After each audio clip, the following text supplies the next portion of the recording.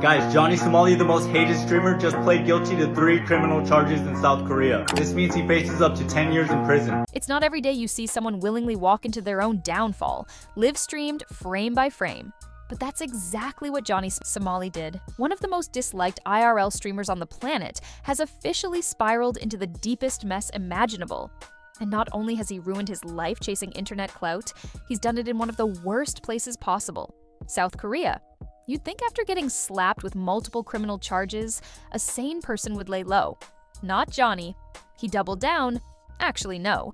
He live-streamed his downfall like it was an award show, prank calling the police for $5, streamed, harassing construction workers and subway riders, streamed, showing up drunk to his own trial and insulting the judge and prosecutors. Yep, also streamed. And now, he's facing at least 3 more years behind bars from just one of the new charges. But that's not even the worst part. South Korea has a 99% conviction rate. You don't have to be a legal genius to figure out where this is going. He's cooked, completely, but he still keeps acting like it's all just part of the content. A performance. He even tried to play the "I'm bipolar" card in court. As if the same guy who just pleaded guilty to 3 charges in the same case is suddenly hoping for sympathy. Sorry, Johnny, that ship sailed a long time ago. Let's break this down. The YouTuber was eventually booked by the police on Thursday. His name is Johnny Somali, a 24-year-old American man who makes money by uploading controversial actions on his YouTube channel. In just a few months, he's stacked 5 criminal charges. 5! That's not just a rap sheet. That's a rap novel. And all of this for what? A couple dozen teenagers giggling online while he publicly embarrassed himself over and over again. First, there was the disruption of business charge from an incident at a 7-Eleven in Mapo. Then, 2 violations of South Korea's Minor Crimes Act. One for obnoxiously twerking on the subway and blasting music, and another for shoving a rotten fish in people's faces on a public bus. Not done yet. He got hit with a deepfake charge, and that one carries a minimum sentence of 3 years. Then came the second obstruction charge, this time involving Lotte World. If you don't know what Lotte World is, think Disneyland, but in Korea. A family theme park, a place for kids. And Johnny thought it would be a great idea to go there with his Bluetooth speaker and let his chat donate to harass children in real time. Seriously. Donors typed horrific slurs in Korean, which were then blared through his speaker as he walked around the park, recording it all. He claims he didn't know what was being said. He doesn't speak Korean, but it doesn't matter. He was the vessel, the walking, talking speaker of harassment. And now, authorities are launching a new investigation that could land him another 10.5 years in prison.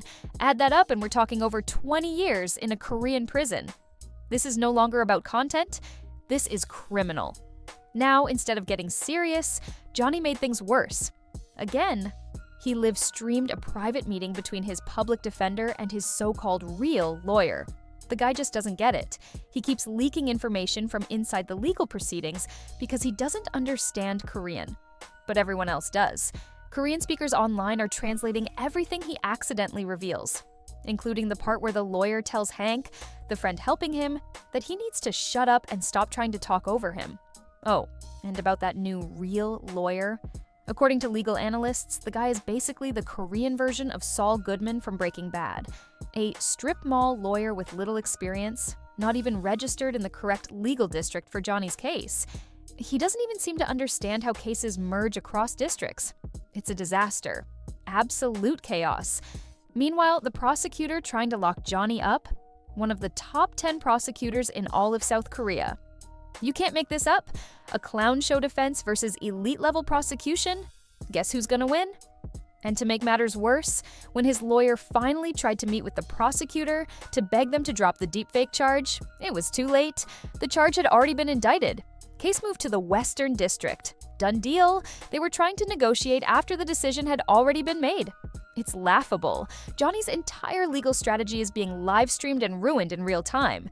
His lawyer even told him, "You're American. It's unlikely they'll put you in jail." Seriously, there are already Americans who have served time in Korean prisons for less. One guy got a year for a single cybercrime. Johnny has multiple obstruction charges, minor crimes violations, and now a deepfake case, and on top of that, child harassment. This is way past serious.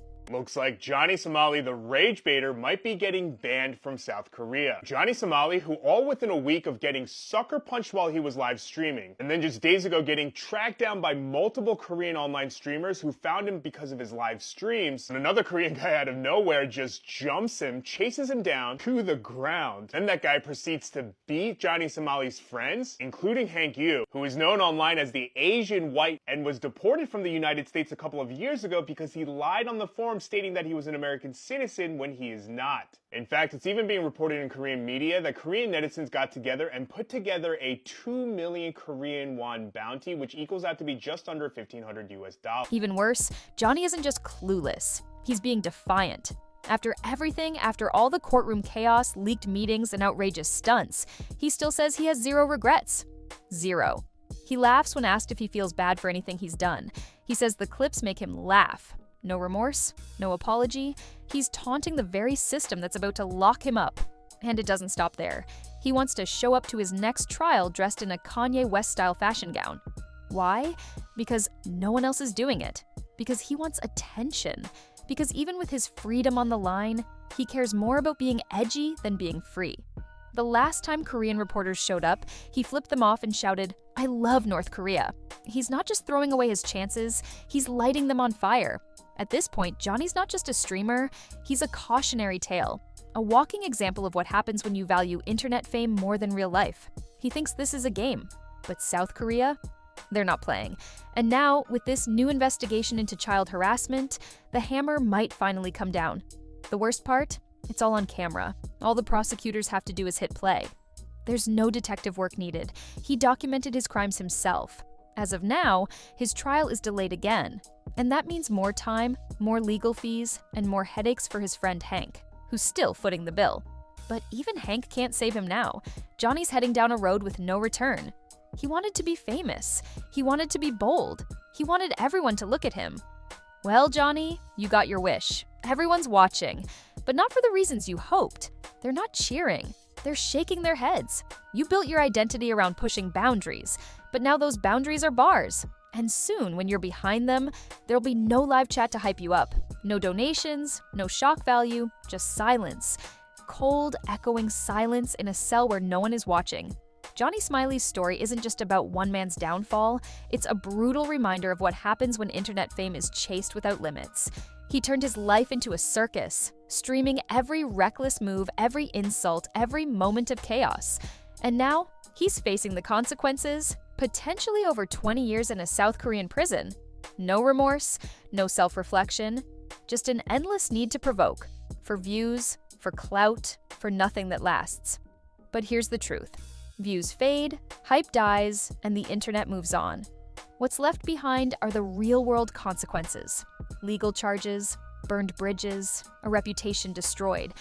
On Johnny Somali, all because he publicly desecrated multiple statues dedicated to the comfort women of South Korea, many of whom were underage girls who were forced into sex work by Imperial Japan. And some of those statues are of literal underage girls that were dedicated to the underage comfort girls. And many people have been wondering if Johnny Somali fled South Korea because he has not been live streaming for the last couple of days since this attack. However, Korean media have started reporting today that the Korean police have actually arrested Johnny Somali and apparently are charging him for alleged harassment and alleged drug use. Harassment for harassing everyday citizens at a convenience store or for literally pouring out all the contents of his ramen, including the soup, all over the convenience store, including throwing it outside at people. This story shocked you or made you think? Subscribe to the channel right now. We bring you the real stories behind the headlines. Raw, unfiltered, and eye-opening.